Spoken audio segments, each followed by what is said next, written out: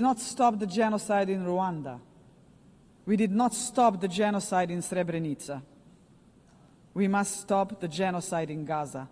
There are no excuses anymore. None.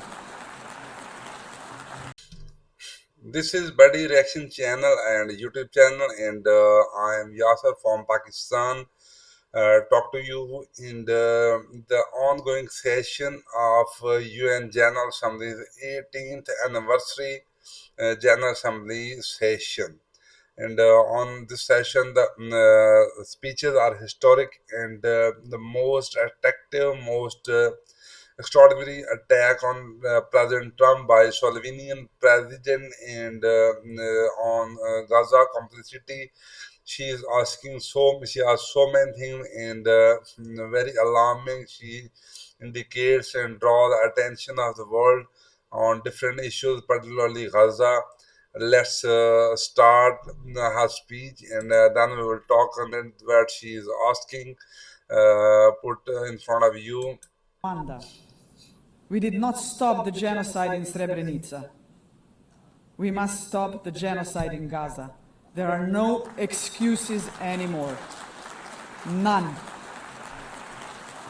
Ladies and gentlemen, thank you very much. The Assembly will hear an address by Her Excellency Natasha Pirc-Musar, the President of the Republic of Slovenia. I request protocol to escort Her Excellency and invite her to address the Assembly.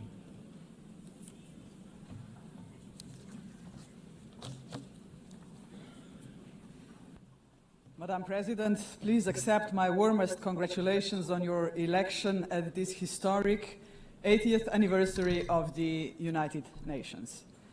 Your election underscores the vital importance of including women in the decision-making process. Ladies and gentlemen, Excellencies, in 1945, the end of the Second World War was greeted with celebrations, and hopes were placed in a new era of peace and cooperation, embodied by the creation of the United Nations. However, those hopes were soon overshadowed by the onset of the Cold War. When it ended in 1991, we once again dared to believe that this would pave the way to the vision of lasting peace, security and cooperation as enshrined in the UN Charter. Sadly, that vision has not materialized.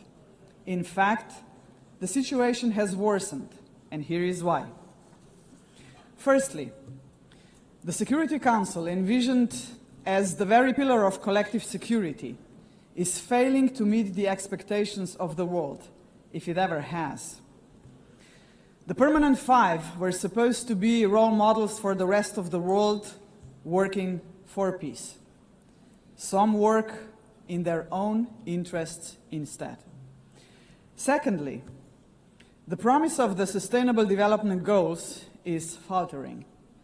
Progress is lagging, and with cuts in development assistance, millions of the world's poorest are pushed further away from the access to even the most basic services. Thirdly, international law appears to stand at the precipice of irrelevance.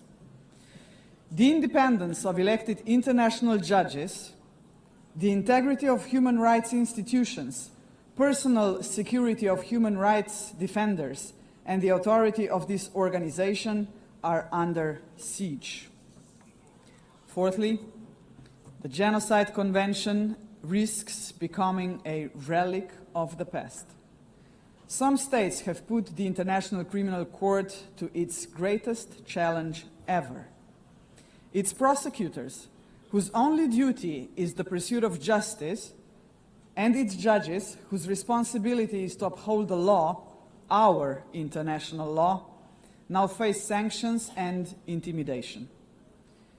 As if the states that sanction them would prefer to shield the alleged perpetrators of atrocities rather than confront the truth and help deliver justice.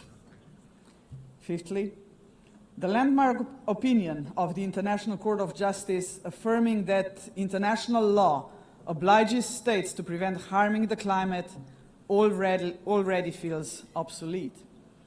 And finally, states are withdrawing from the Paris Climate Agreement, from the Ottawa Treaty, and from the UN agencies, or simply cutting their finances.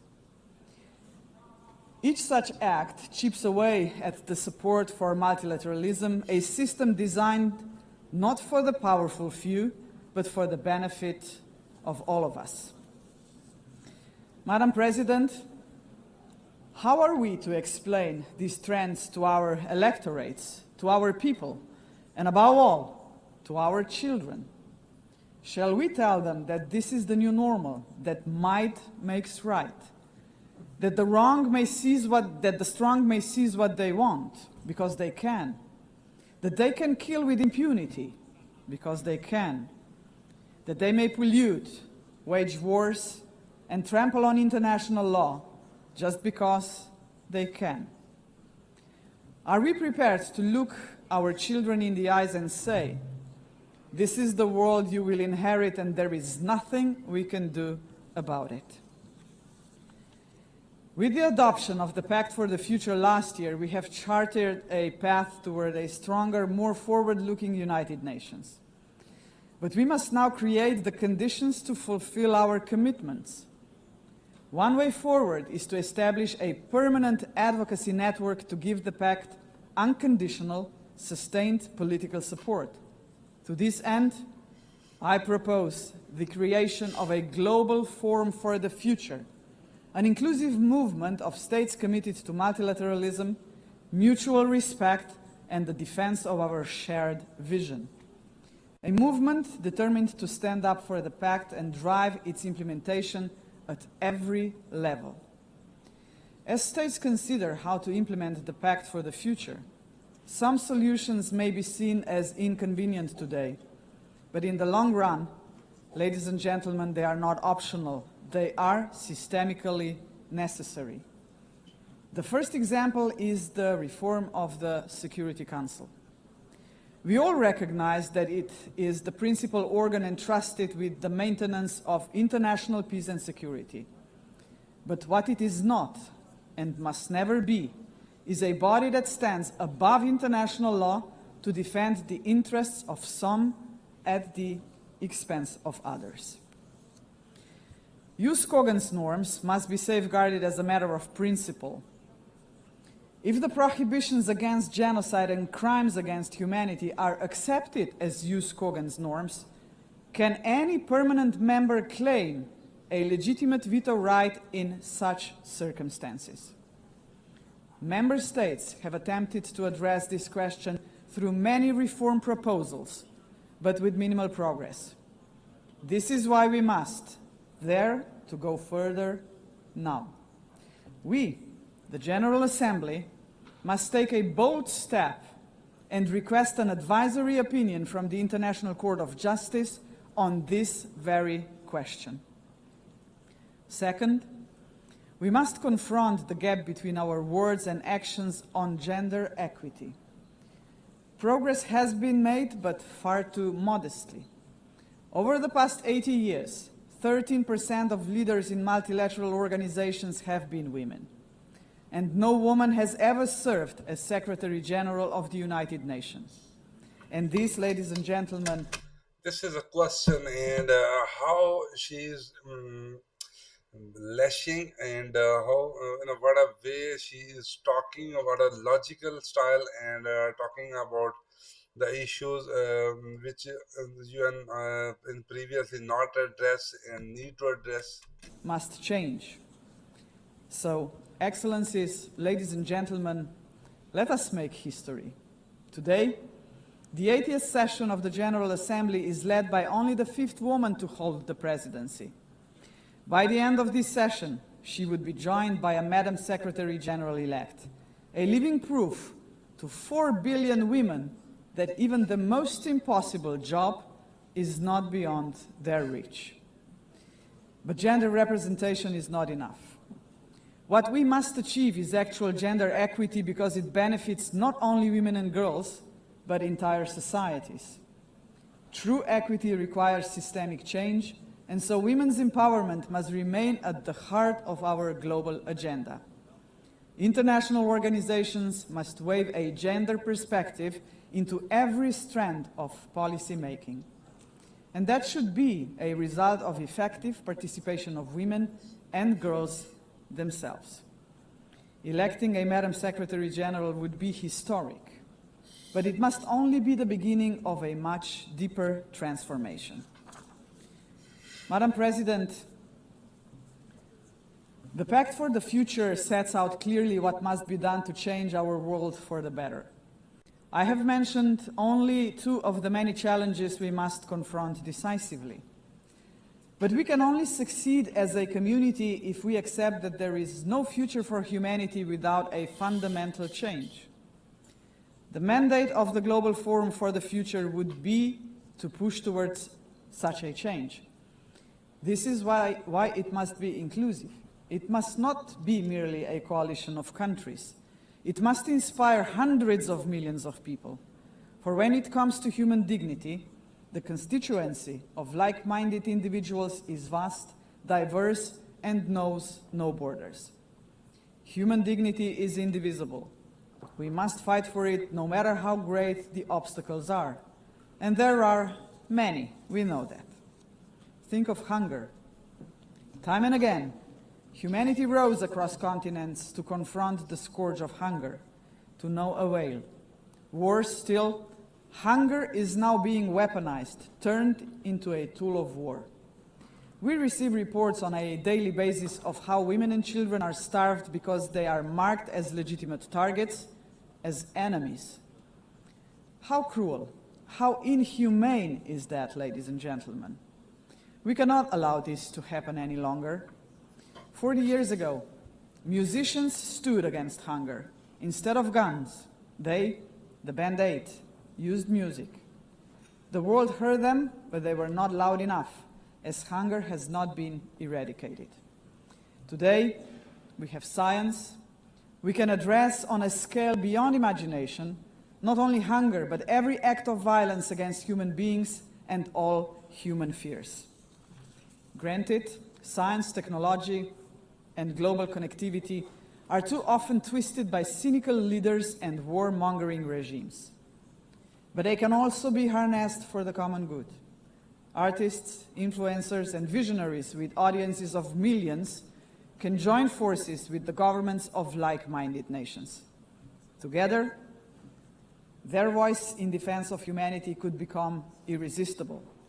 Together, we can demand real action by all governments, all world and community leaders on the Pact for the Future, and hold to account those who betray human dignity to its very core, through wars of aggression, genocidal policies, and crimes against humanity. If we join forces and make ourselves heard, nobody can ignore us, not even the most arrogant governments and individual politicians. Of course, such initiatives cannot emerge out of thin air. They require leadership, strong, inclusive, and fearless leadership. We, the leaders of today, are only transient custodians of power. Some of us may not be here after the next election, but that is precisely why we must act now. Our responsibility and destiny will be judged by how we treat our planet and its people today. We simply cannot afford silence, ignorance, or passivity, not while we hold power and possess the power of the word. Hesitation is not an option, Madam President. For most of us, members of the UN, is not might that makes right. It is the opposite. We must not allow the powerful few to ignore us. We must not surrender to a world where power alone prevails. We, the majority of United Nations members, must be role models. We must work for a different world. The Global Forum for the Future can be a platform for the much-needed transformation in which partnerships with non-state actors and companies are indispensable. Profits must finally serve development for all. Innovation and sustainability must drive tolerance, mutual respect, and inclusive dialogue. Is that too much to ask? If we, The leaders of this planet can offer nothing but terror, conflict, pollution, fear, inequalities, and war to 8 billion people, then we must confront the truth. We are complicit in crimes against our civilization and our planet. And not just us, heads of states, but leaders of international institutions, CEOs, and every individual with the power to make a difference share this responsibility. None of us can claim ignorance of what is at stake. If we believe in human dignity for all, we must deliver more. A world that fulfills lives, not threatens them. We must say yes to inclusive multilateralism and a resounding no to multipolarism. Let us show that this General Assembly can and will make a difference, as it has often done before. Let us demonstrate that we reject arrogance, hatred, and willful blindness to a lack of equality and justice, to wars of aggression, crimes against humanity, and genocide, because they tear us apart for generations. And let us proclaim in all seriousness and sincerity that we embrace personal and collective responsibility to uphold humanity, sustainable development, and international law, because this will keep us together as a civilization for generations. And Madam President, let me end on a personal note. For the sake of future generations, to fulfill our responsibility as human beings, to ensure that we are on the right side of the history, we should do the right thing. We did not stop the Holocaust. We did not stop the genocide in Rwanda. We did not stop the genocide in Srebrenica. We must stop the genocide in Gaza. There are no excuses anymore. None. Ladies and gentlemen, thank you very much. This is outclass, and she bashes great.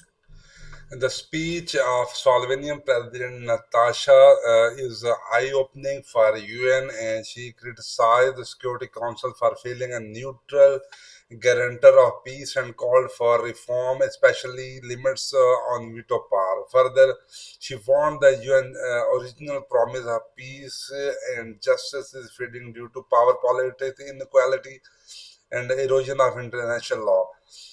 Propose a global forum for future to save